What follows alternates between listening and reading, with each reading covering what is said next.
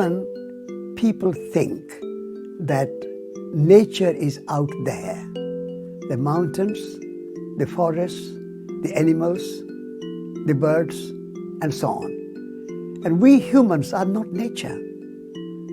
This is a mistaken view. Humans are as much part of nature as the mountains, the animals, the birds, and the butterflies. We are nature. And what we do to nature, we do to ourselves. So taking care of nature is taking care of ourselves. Taking care of nature is in our self-interest. We are human beings. The word human comes from Latin humus, which means soil. So we are literally soil beings.